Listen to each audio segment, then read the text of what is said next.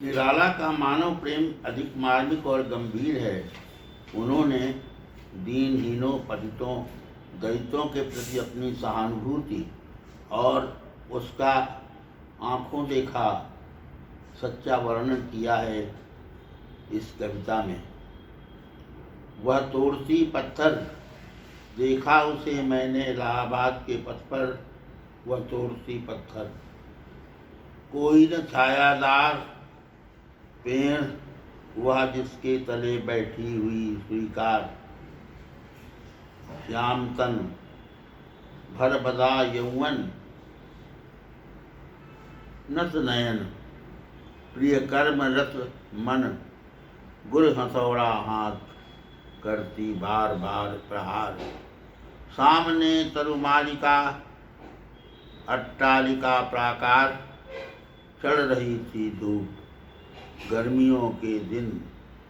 दिवा का तमतमाता रूप, उठी झुलसाती हुई लू। रुई जो जलती हुई भू, गर्द चिंगी छा गई। प्राया हुई दोपहर, वह तोड़ती पत्थर। देखते देखा मैं मुझे तो एक बार, उस भवन की ओर देखा छिन्नतार। देख कर कोई नहीं देखा मुझे उस दृष्टि से, जो मार खा रोई नहीं। सजा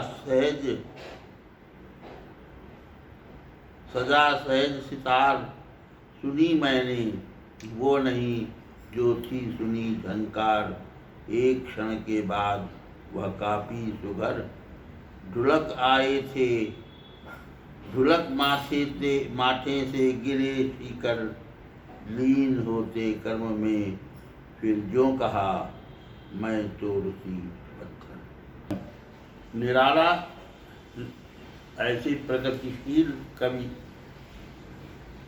केवल छायावाद में नहीं, भारतीय साहित्य में भी ऐसा कवि हुआ जिसने दलितों और जो दीनहीन मजदूरों, जो कार्य करते हैं, पसीना बहाते हैं, दूसरी तरफ वे लोग हैं जो बड़ी बड़ी अट्टालिकाओं में रहते हैं और सुख भोगते हैं, उधर जो दीनहीन मजदूर हैं, मजदूरनियाँ हैं, वे अपना पसीना बहाती हैं।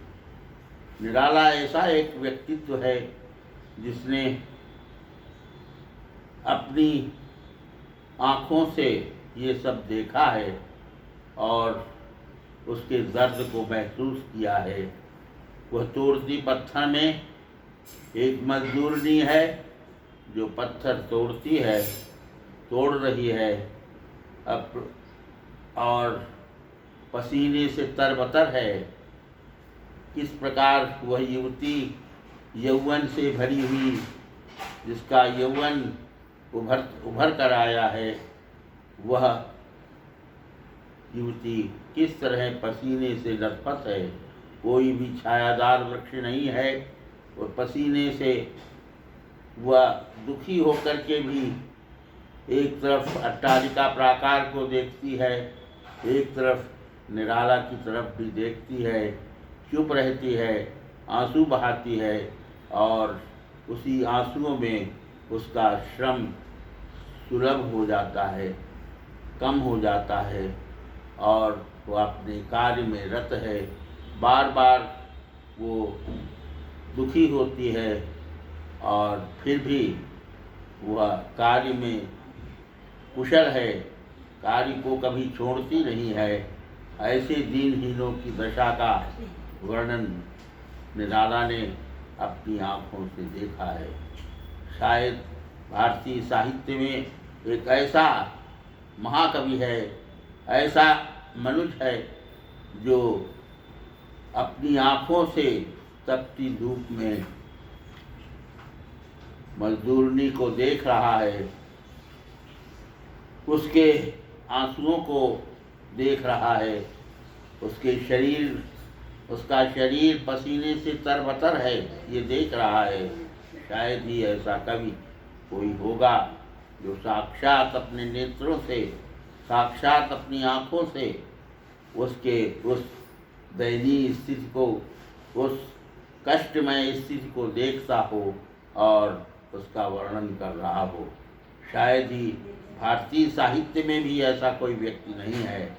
हिंदी साहित्य के अतिरिक्त भारतीय साहित्य में भी ऐसा कोई कवि नहीं है जिसने अपनी साक्षात आँखों से, अपनी खुली आँखों से उस दुख दर्द को देखा हो, उस दुख दर्द को महसूस किया हो और उसका वर्णन किया हो।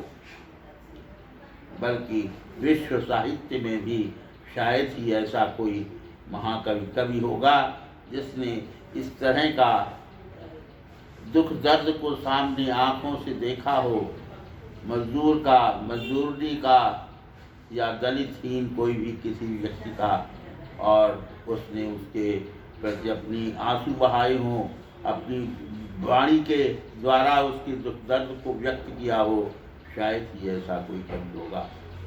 इसलिए मैं उस महाकवि निराला को, जिसका जीवन अक्कड़ पकड़ रहा, जिसका शरीर भूद्राकार था और जिसने अनेक पहाड़ों को लांघा है, अनेक कष्टों को सहा है, फिर भी उसकी वाणी में ओज है, ओज उसका गुण है वाणी का। बल्कि शायद भारतीय साहित्य में, यहाँ तक और हिंदी साहित्य के आधुनिक साहित्य में ऐसा कोई कवि होगा जिसमें इतना ओज हो, जिसमें इतनी वेदना हो, जिसमें इतना वेदना को देखने की शक्ति हो और उसे व्यक्त करने की शक्ति हो।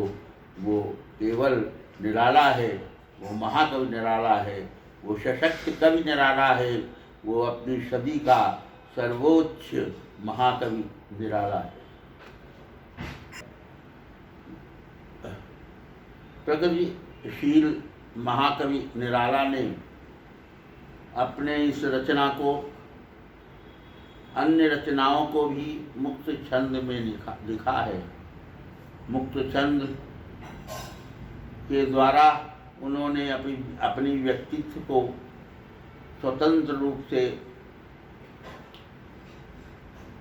व्यक्त किया है और मुक्त छंद की सराहना की है। उसमें ही उन्होंने संगीत, लय, ताल, स्वरों का ध्यान रख करके उस संगीत की अतुकांत कविता को, उस मुक्त छंद की कविता को व्यक्त किया है, जो वो तोड़सी पत्थर में है। तोड़सी पत्थर में निराला ने मुक्त छंद के माध्यम से संगीतमयता के साथ वो दृश्य प्रस्तुत किया है जो अजर अमर है, और वह दृश्य सदैव हृदय में बसने वाला है।